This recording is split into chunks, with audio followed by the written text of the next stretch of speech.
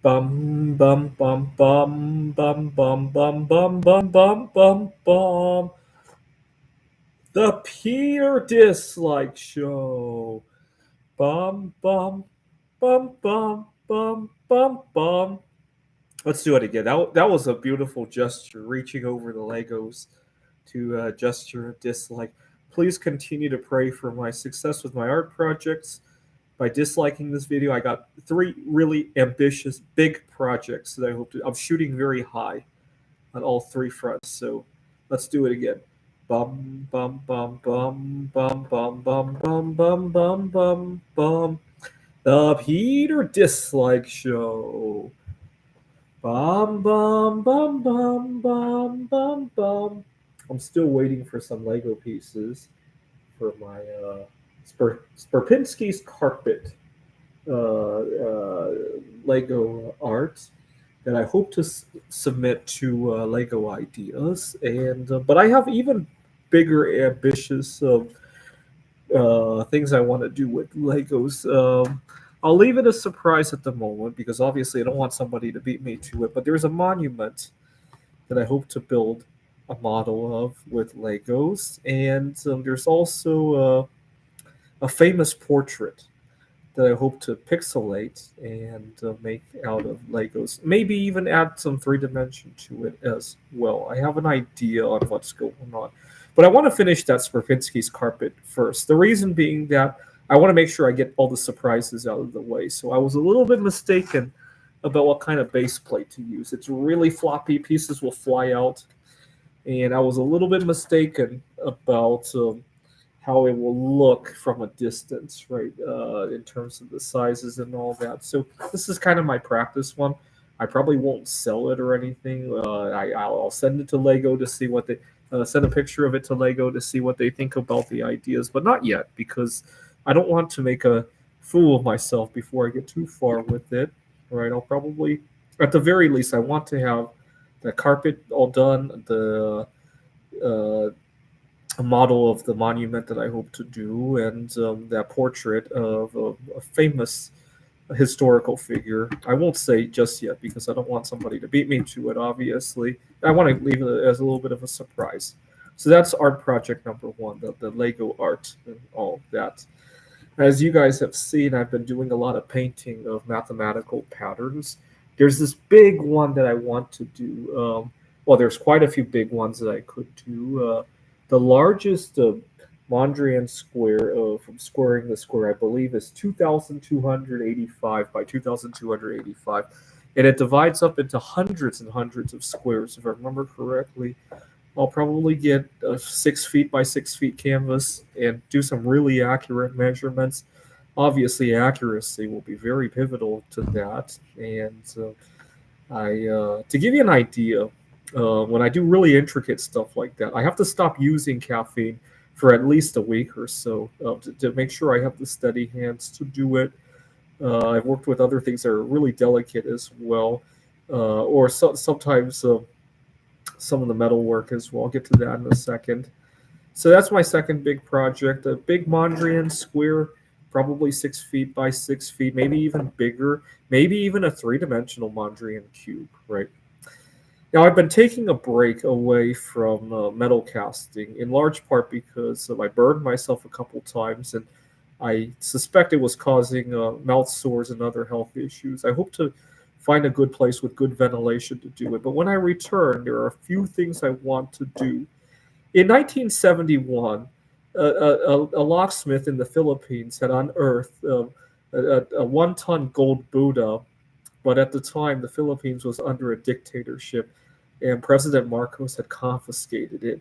I want to make a actual size of replica of that with, well, you guys know what metal. There are a couple metals that I could, a few metals that I could do it out of, depending on. I actually don't think pure bismuth will do that really well. It's very brittle. It tends to clump up and leave cracks in between it. I'm thinking probably an alloy of tin and bismuth would probably do that one a little bit better. Maybe even throw in some copper in there, and maybe some silver. Just my own experience looking at some different alloys. It's also possible to do it out of solid aluminum. It would be very lightweight, right? It'd be a lot easier to move around if it were solid aluminum. Aluminum is only, I think, 1/7 of the. I could probably pick up that Buddha with two hands if it were the same size and made of aluminum, right? So I might give that a try as well.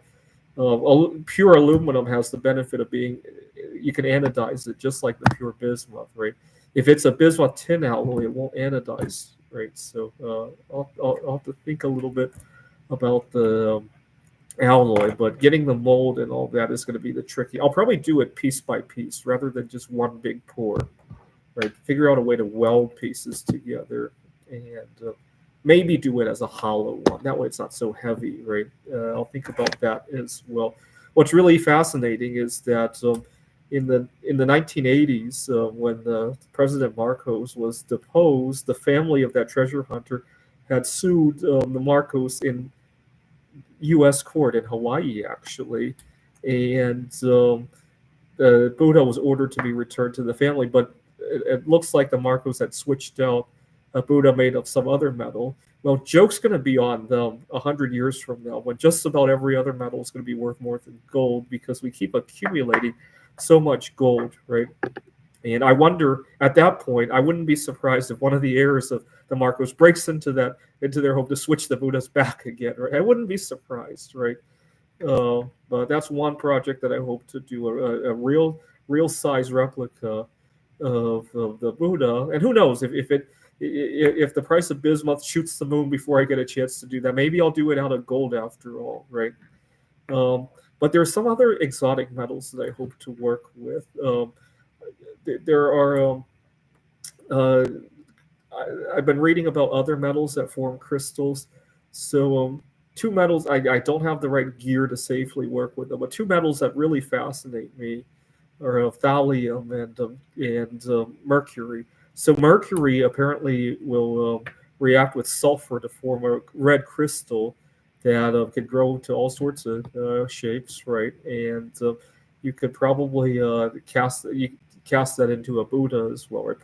What I'm thinking of is to fill the Buddha mold with mercury metal first, and then react it with sulfur in some way, right? Maybe with anodization or something like that, right?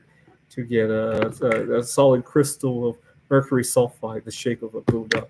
But I'd like to read a lot more about it before I give that a try. And thallium oxidizes to form this really beautiful coating. Obviously, you probably then want to put it into some kind of vacuum seal after you're done, right? But you could imagine making a Buddha made of thallium that's coated with this really unreflective material, right? The thallium oxide is pretty unreflective. And I hope to eventually cast something out of a radioactive element, actually. I'm thinking, believe it or not, Neptunium 237, it has a half-life of 2 million years, relatively safe to handle, I want to say.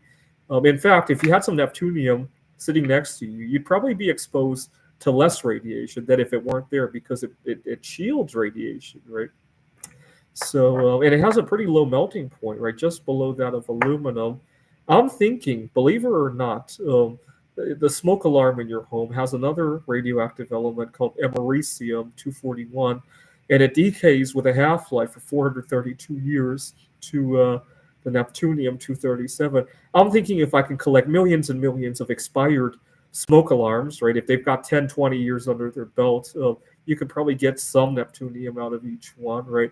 I'm thinking some kind of a carbothermal reduction. Not that dissimilar from how I get bismuth back from the slag, right? You guys have seen videos of that, right? And Neptunium looks pretty beautiful as well. It looks like you could pour. There are images on Wikipedia if you're curious about it. The other possibility, of course, is depleted uranium, but that has a much higher melting point, right? And then below that, you don't have too many that have half-lives that are like way out there, right? All right, so pray for my art career. The Legos with the monuments, the portrait of a historical figure, the paintings of the Mondrian squares, the big one especially, and then with the metal casting, the 1-ton Buddha. Well, I guess it won't be a ton if it's not gold, but the same size as the Marcos Buddha, a replica of it. and a radioactive isotope, right? This is the Peter Dislike Show. Bum bum bum bum bum bum bum bum bum bum bum bum. The Peter Dislike Show. Bum bum bum bum bum bum bum.